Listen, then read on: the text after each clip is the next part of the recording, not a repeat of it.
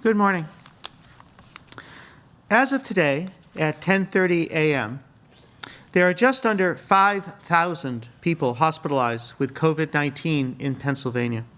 And of course, this number is of significant concern. In addition, there are more than 1,000 COVID-19 patients in the intensive care unit. We have seen that a number of counties in Pennsylvania have only a few intensive care unit beds left, or actually no intensive care unit beds left in their county. As we continue to reach milestones in the number of people hospitalized and hospitalized in intensive care units, it's important to remember that this has a direct impact on the dedicated healthcare providers who are working night and day to protect us. Joining me today is Dr. Ronald Stroney, co-chair of emergency medicine for Geisinger Emergency Medicine Institute. He is also responsible for the system-wide operations of Geisinger's emergency department and the director of the Division of Emergency Medicine at Geisinger Wyoming Valley Medical Center. Thank you so much for joining us today, Dr. Stroney. Can you tell us how things are at Geisinger? Thanks, Dr. Levine. Yes, absolutely. I can tell you that just as you described across the state, we're facing the same challenges that everyone is. It's clearly an unprecedented time. I mean, we've made preparations back in April when this first came about, and we've put all those preparations and actions into place currently. But even by doing that, our capacity and our challenges are still under such significant constraints that it's difficult to be able to manage the entire population. The good news is, though, that we are still able to do that. We are still able to stay safe, maintain the population of patients that still need general medical care as well.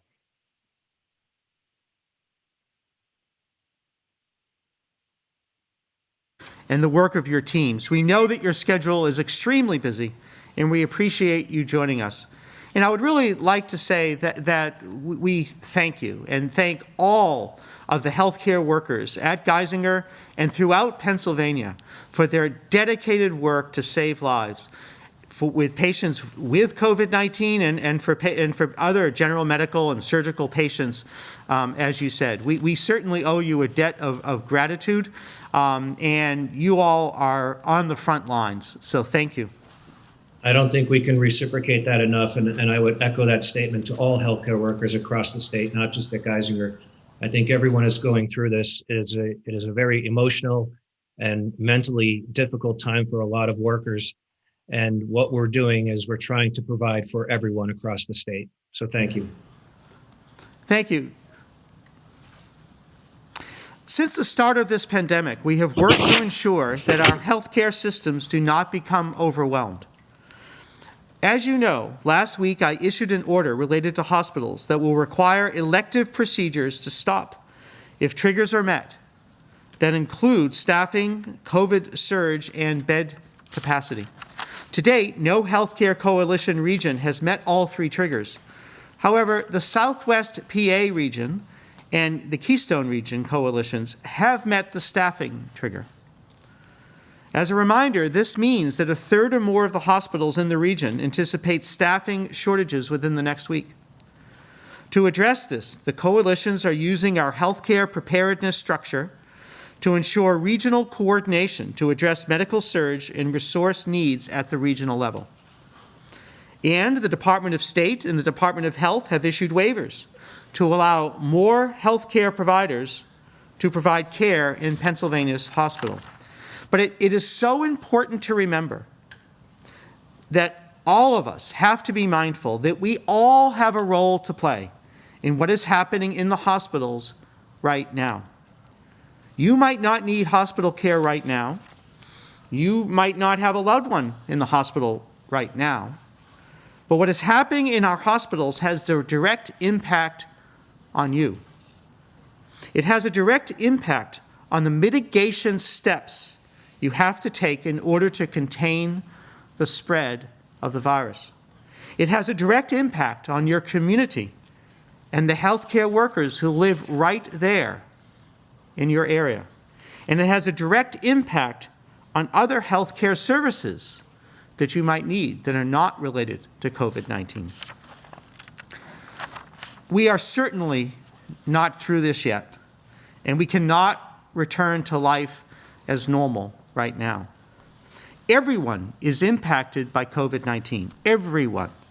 We have to remember that there are not an unlimited number of hospital beds, but even more importantly, there are not an unlimited number of staff, doctors, nurses, support staff, EMTs, healthcare workers in the most general sense. The people who make our healthcare system work are relying on you to do the right thing. We need to stay strong, and we need to stay united and work together for the common good. What this virus has certainly shown us is that we are all interconnected, and we all have a collective responsibility to each other. We are blessed with many freedoms in the United States, but since the founding of our republic, freedoms come with responsibility. Our responsibility to our families, our communities, our state, our nation, a collective responsibility to the common good. And we all must work together and stand united against the spread of this dangerous and contagious virus. And as always, stay calm, stay alert, and stay safe. And now I'm pleased to answer questions. Thank you, Secretary. Our first question is from Aaron McCarthy from the Philadelphia Inquirer. Aaron, go ahead and unmute. Hi, Dr. Levine. Thanks so much again for doing this today. My question is related to that order that you referenced last week, and again today related to hospitals and the possibility of state intervention, which would require those elective procedures to be reduced by 50%. Would that directly impact the availability of ICU beds, or would something further need to be done directly related to those ICU beds, which, based on what you're saying and the hospital preparedness dashboard, seem to be the ones that are in the most demand right now compared to regular medical surgical beds? Sure. So it depends upon what the quote-unquote elective procedure or admission might be.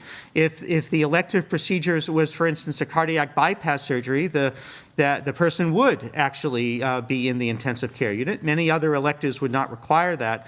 But it would use up hospital beds, and it would use up staffing, and those procedures do use up PPE.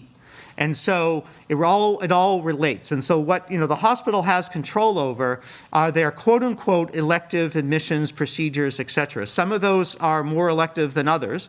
And so we have already asked them to, within their hospital and their hospital system, but also within their healthcare region, to work collaboratively and to be able to adjust those admissions to make sure that not only for their hospital, but regionally, that there are enough staff and enough beds and enough equipment to be able to treat patients with COVID-19 and the acute and emergency patients that don't have COVID-19.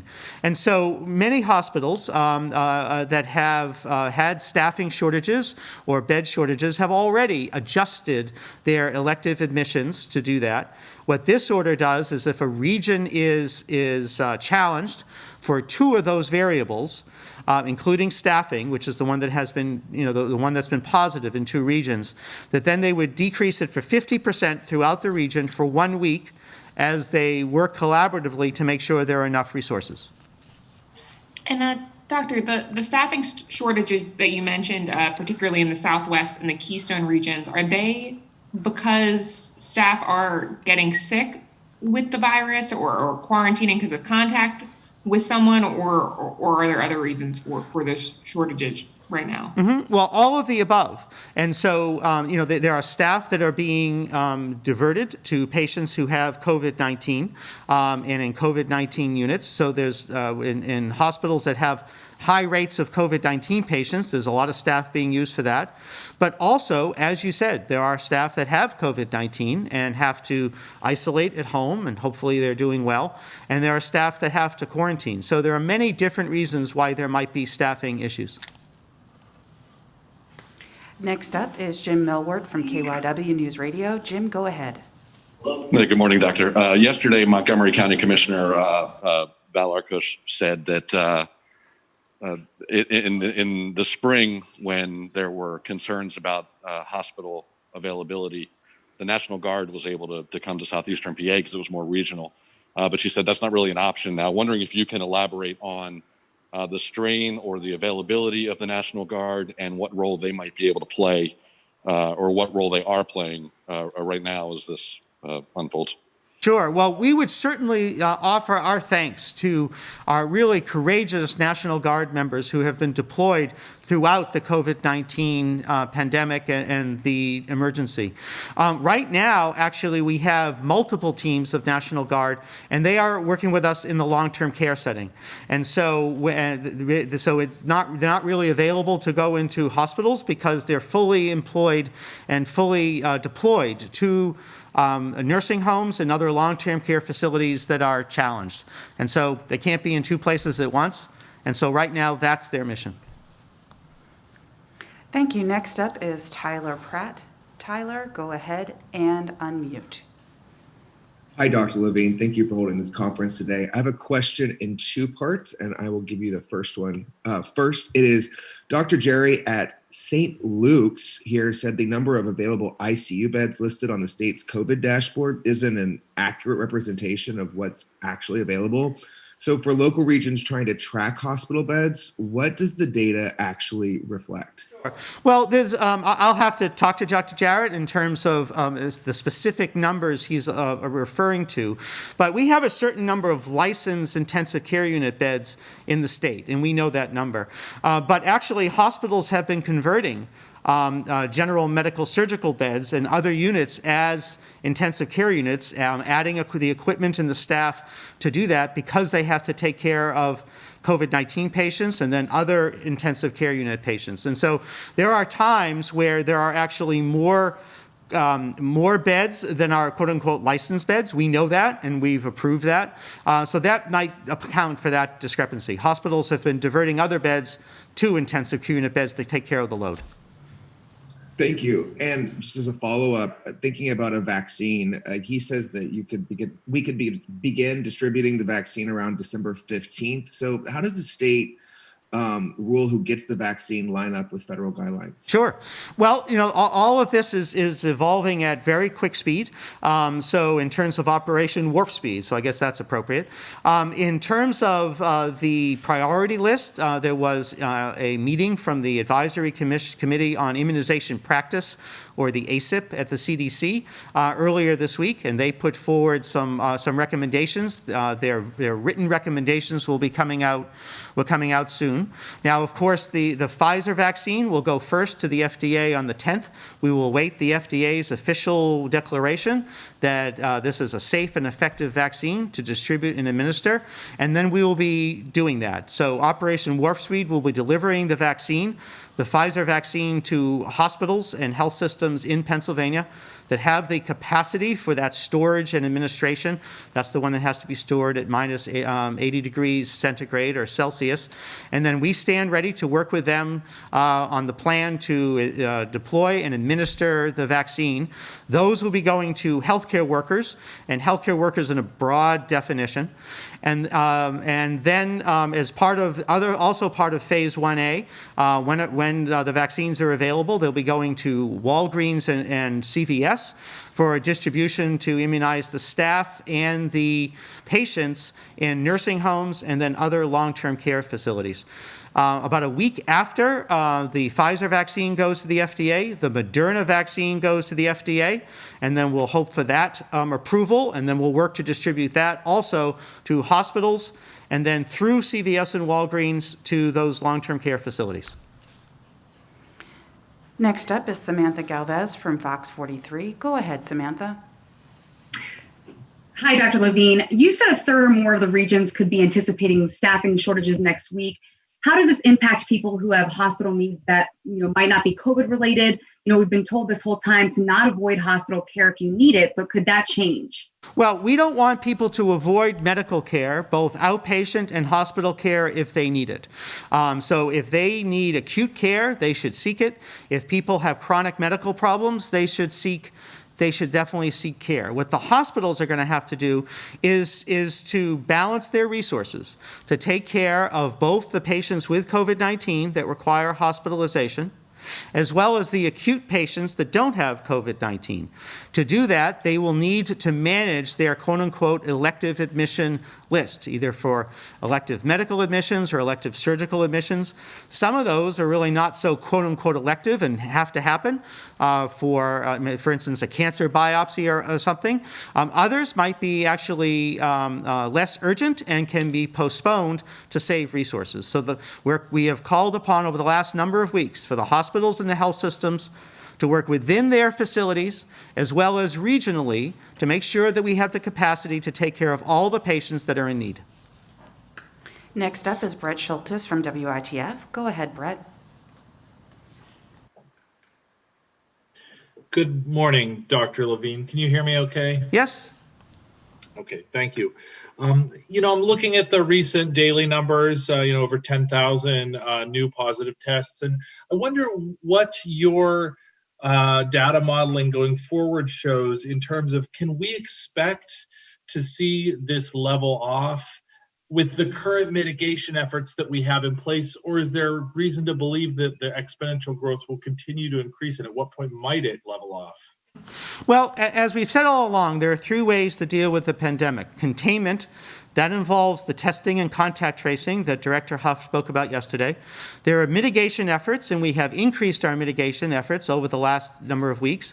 And then there's the distribution and administration of the vaccine, which I just talked about. Those are the tools in the toolbox. So we're going to be watching our numbers very, very closely, and we're going to particularly be watching our numbers in relation to hospital capacity and impact on long-term care facilities.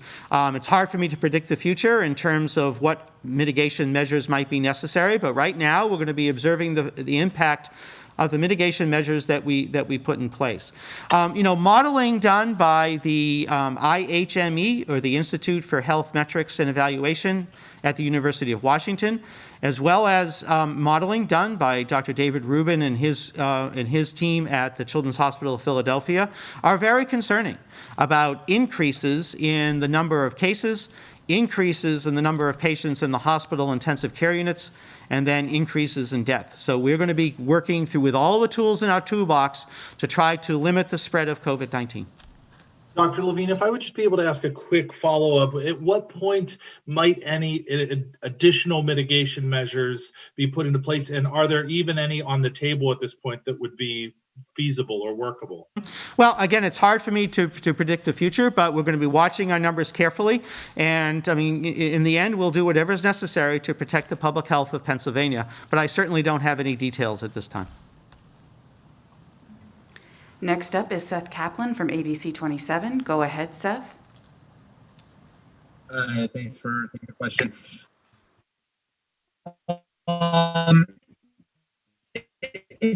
Seth, we have some issues with your connection. Talk some more about the kinds of things that in normal times, truly not urgent, and the cancer in Pennsylvania right now was something rather important to take care of.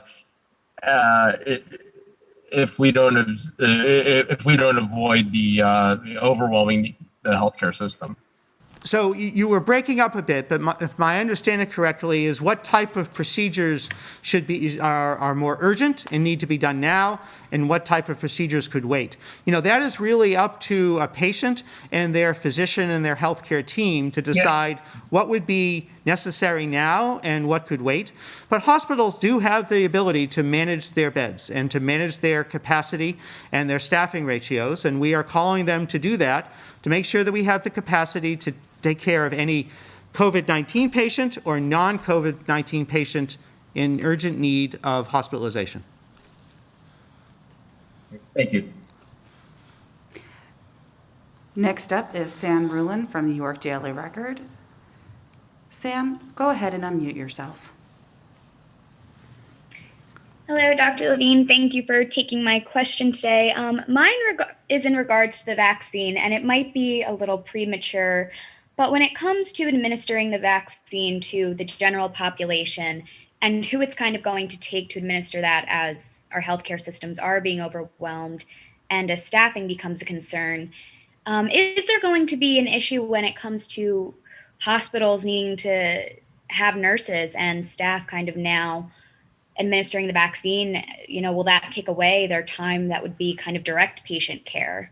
And is there kind of an idea of how that's going to be balanced? Sure. Well, you're exactly right. It's going to need to be a balance. Now, at the beginning, of course, we're not talking about the general population. General population is in phase 3. I can't tell you when exactly that would be. We might estimate that might be the end of spring to summer, where the general population will be vaccinated. That would most likely not be hospital personnel. We're going to be working with our pharmacy partners, many pharmacies throughout the state in terms of vaccination, as well as physicians and other providers in their offices, as well as federally qualified health centers, vaccine clinics throughout the state, for the general population. But you're correct, for the phase 1, for healthcare workers, that the vaccine is going to hospitals, and hospitals will be immunizing their staff and staff within their area, and that will require a balancing of resources.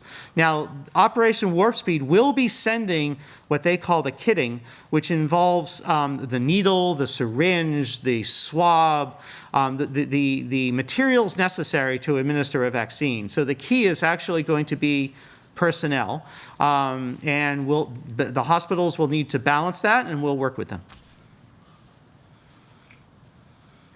And then would there be any kind of scenario where we're seeing these 5 strike teams for administering the test? Would there be something similar kind of down that road when it comes to administering the vaccine?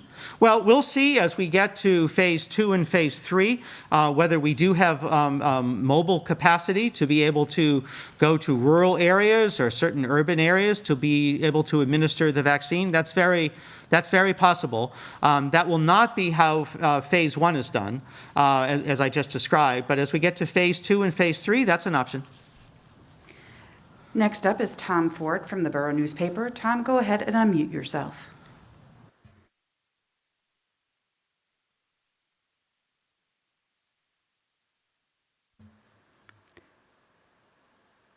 Tom, go ahead and unmute. Okay, thank you, Tom. Sam Zern from PLS is next. Sam, go ahead and unmute yourself. Hi, Dr. Levine. Just a small question here. The CDC updated their guidance for travel restrictions, saying something between 7 and 10 days would be appropriate post-travel. Is the Department of Health looking to change their guidance at all related to 14 days of quarantine post-travel? So you're talking about the general quarantine guidance. That's not just travel guidance. That's the general quarantine guidance was updated by the CDC, and we will be working to align our recommendations with the CDC's recommendations. So it's not only for travel; it's actually all quarantine. So it would include people that are exposed. There are a lot of nuances to that, and so we're working through all the nuances in terms of the different options that the CDC gives us, and we'll be putting out specific guidance soon. Thank you. Next up is Mike Rubingham from the Associated Press. Mike, go ahead and unmute yourself. Hi, Dr. Levine. Some modeling shows that Pennsylvania is on track to actually run out of ICU beds. Do you see that as a realistic possibility? And what happens then? I see that as a significant concern that we need to work to avoid. And so that's why we have our metrics that we're following closely that are on our dashboard. That's why we have the order in place in terms of elective admissions if 2 out of 3 of those metrics are triggered. So we're going to work to avoid the scenario that any specific region or, of course, the state quote unquote, runs out of ICU beds. I mean, there's lots of, as I mentioned previously, there's lots of ways to increase ICU beds. You can turn medical surgical beds with the right equipment into ICU beds. More than the bed is often the staffing. And so we're going to need to work with the hospitals and the healthcare regions to balance staffing to make sure that that doesn't happen. But for the public, for you, it is so important. We have a significant, in fact, you might argue, the most important role to play. And that is why we are asking you over and over again to follow our basic guidelines. Please wear a mask when you go out. Wash your hands. Social distance. Avoid large and even small gatherings, even during the holidays. And that's why we have our stay-at-home advisory. If you do not have to go out to the grocery store or the pharmacy, please stay home. By staying home within your household, you can help us avoid that scenario where we could potentially run out of beds and staff. Right, and you can't create staff out of thin air. And so if you come to a point where you've kind of run out of staff, I mean, could we see rationing of care eventually in a worst case scenario? Well, we're going to do everything we can to avoid that, and you can divert staff. I mean, you're right, you create them.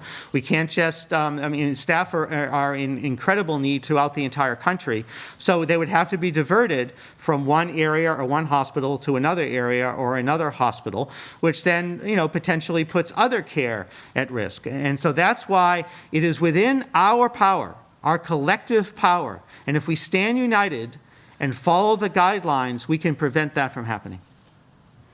Next is Paul Go from Pittsburgh Business Times. Go ahead, Paul. Thank you, Dr. Levine, for taking my call. I'd like to know a little bit more specific about what's going on in southwestern PA. You talked about within the next week, the staffing trigger would be pulled. What does that mean? Is that the only one right now that's under watch or close to that 50% elective surgery reduction that you're talking about? So there are two regions that have staffing concerns, the Southwest and the Keystone region, which is South Central. But in both regions, they're the only metric that is close, that is of concern. The other two metrics are stable at this time. And on Mike's question previously too, what is that next step because staffing doesn't come immediately? The staffing is what it is. What can be done? What can you tell the residents of southwestern PA and the Sure. Keystone region? Well, staff have to be diverted from one area to another area. For example, we know that some hospitals have had to close cardiac rehab units where cardiac patients who go there for nutrition advice, for exercise and things like that are closed. And those staff have been diverted to more med-surg care, and then other nurses and other staff have been diverted to the intensive care unit. So, hospitals have the ability to divert staff from one area to another, and hospitals can share staff, if they absolutely have to as well, within a region. So we really consider the regions as teams, and the hospitals and health systems have to work together. But there is a point where that is straining, the healthcare system, and we have to make sure that we don't get to that point, which is why I call upon everyone to stand united and work together to stop the spread of this virus. Next up is David Winter from Penn Live. Go ahead, David. Thanks, Dr. Levine. This has to do with the trigger for staffing level. How do you actually know what the staffing level is within individual hospitals or systems? I mean, is it pretty much a self-reporting thing? And how much insight or how much knowledge do you have about things such as perhaps excessive overtime going on, or even ratios, staff to patient ratios that aren't what you would like them to be? I mean, how do you really know? Well, this is a self-report from the hospitals, but we have an excellent relationship with our hospitals, with our healthcare coalitions, with the hospital association. And so, we trust the data that they send us in terms of their staffing.